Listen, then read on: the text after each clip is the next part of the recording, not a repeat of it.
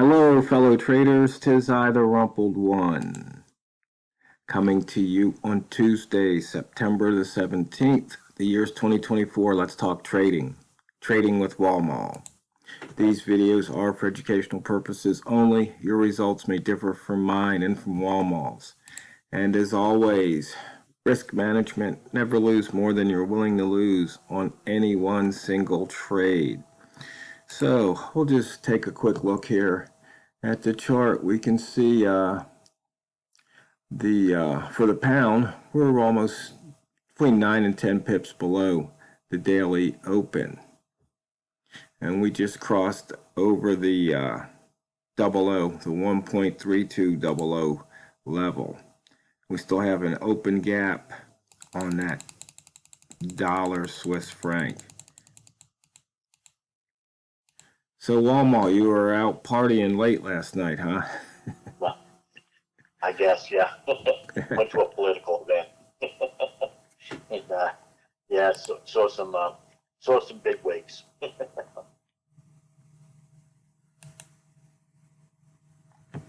That's all I'll say about that. I'm not gonna get into politics here. Right.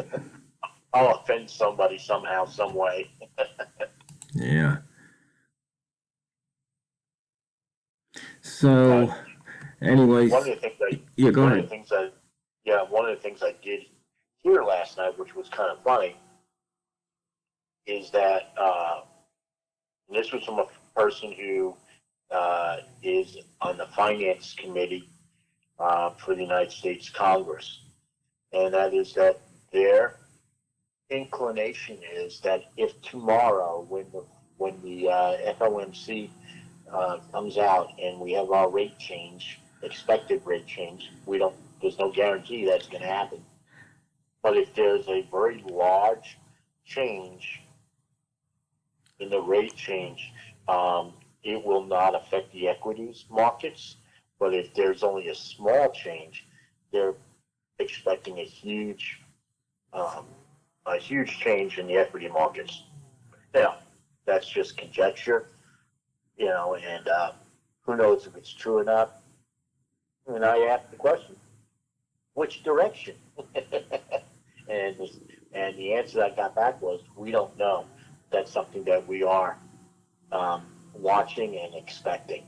So that's kind of interesting that even on the finance committee for which usually doesn't get involved in the nitty gritty of things, even they are watching this rate change, and it just shows you how important this rate change may be for the future of the economy, in the U.S. anyway. Well, it's going to be interesting, that's for sure. I know prices at the grocery store have gone up. Yep. It's for a large percentage of the population, it's been a very difficult time.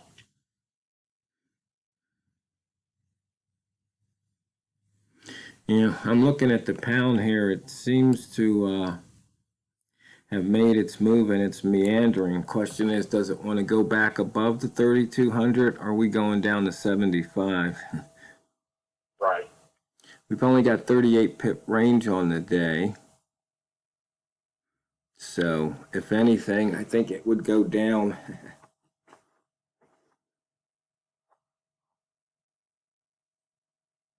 Yeah, the open is only 8 pips away. Right. From my broker, it's only 8 pips away. Yeah, same here. Yeah, so it could go either way. It's just the one thing that we do know is that we're sitting in yesterday's Wixo, and we do know that it doesn't like to stay there. So it's either going to take a run to get down to somewhere around 31.31, or it's going to go and take a run to get above 32.67. Which way it does it, I don't know.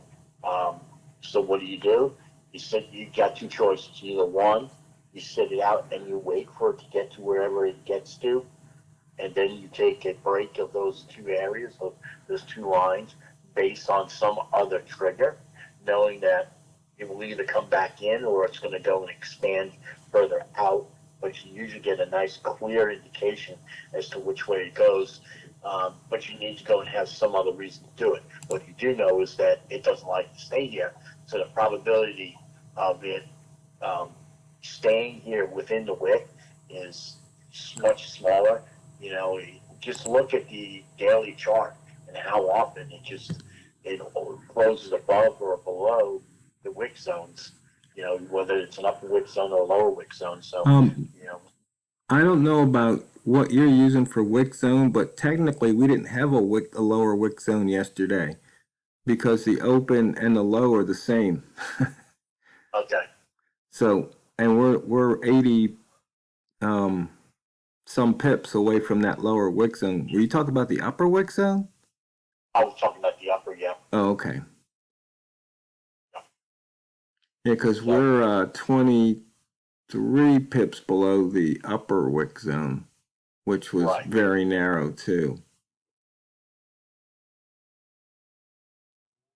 Correct. It's just that we know that it doesn't like to stay there, so Yeah. it's gonna Yes. it's gonna it's gonna pop out more than likely. You know, no guarantees in anything. Oh no, Right. it's already out of the upper wick zone. Yeah, well, that's true. Right. In any case, Well, you know, in the past 4 hours, plus this hour, we've been over 11 pips on the M30. So it looks like we got some movement, even though it's still a muted range day. And here we are. Looks like we're going to make a new daily low here.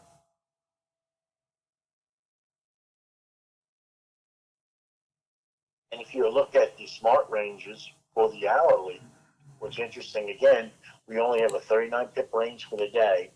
But the hourlies, if we just look at them over the last couple hours, we had 22, 26, and then 18 and 15. They were muted, and then 12. And then prior to that, we had 21, 20. You know, so it's interesting that we're getting, you know, we're still getting movement within the hour. It's just that it's what I like to call this a confused market.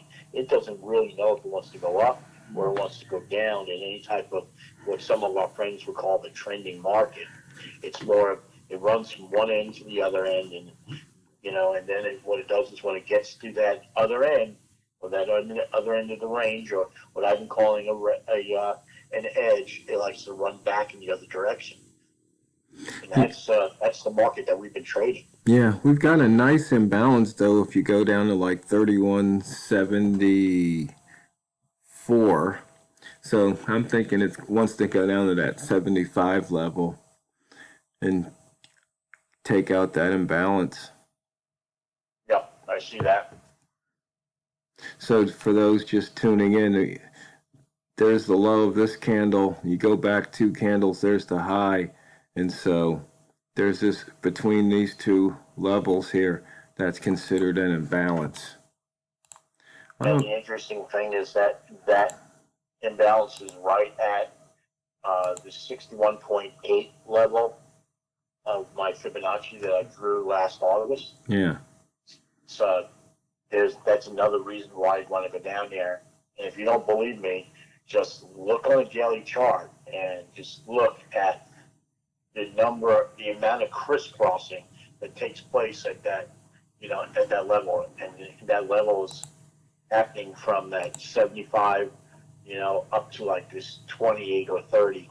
And it's just you know, I know that's a big range of, you know, 40, 50 pips, but it's just crossing back and forth, back and forth, back and forth. And like I've said many times, you know, I don't draw lines on the chart as much as I draw zones on the chart. That's for me a big, huge zone sitting right there. Yeah. Well, we're 5 pips away from that imbalance. I pulled up. I've got the imbalance on the on a squiggly chart with that 10, 20, 50 EMAs. Right.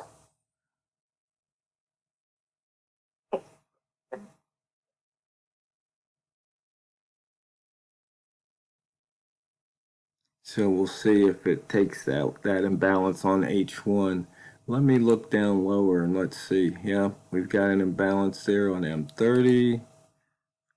Got a bunch of imbalances here on M15.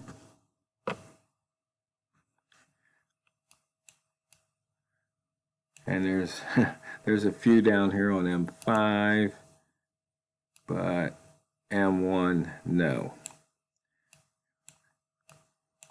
So it'll be interesting to see what happens there.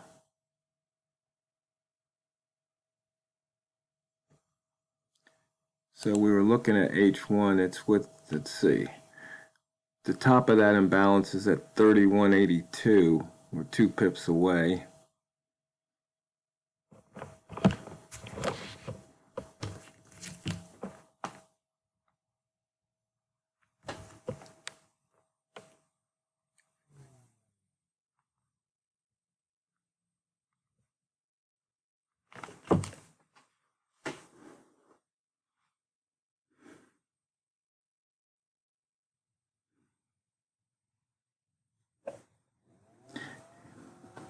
And it looks like it wants to make a little comeback here. It just took out a red imbalance on M1.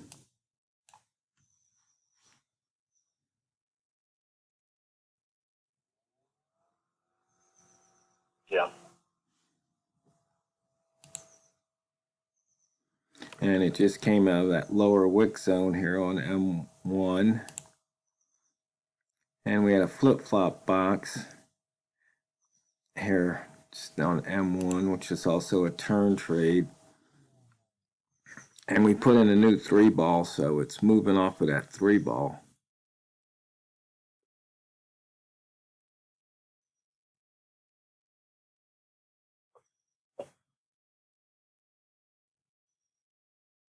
It'll be interesting to see what it does here. I'm really not sure what it's going to do today. It's kind of a confused market. We got a new hour now. Oh wow, it just, that flip-flop box would have paid off nicely. Yep. Also, the 2-bar trade also would have paid off nicely. Not as nicely as a flip-flop, but because you would have gotten into it a little bit later. But still.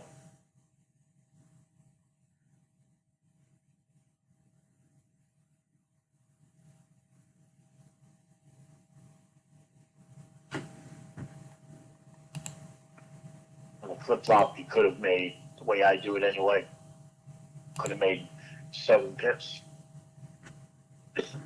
Excuse me. Now the 2-bar trade, you could have made 4.5 pips.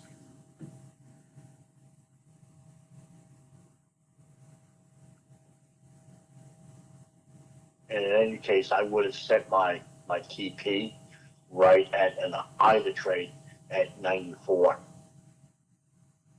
And that's not heavy hindsight.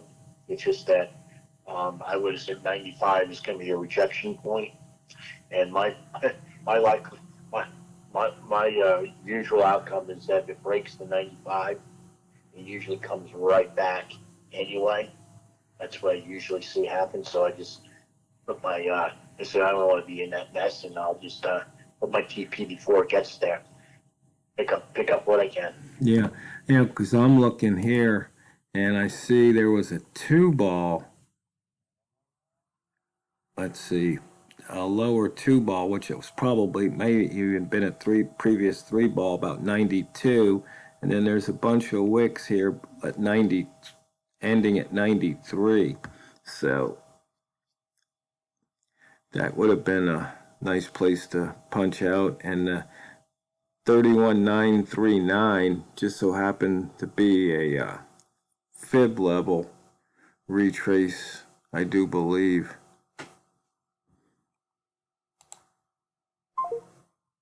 Oh, and guess what? The fastest 15 minutes in trading's just about over.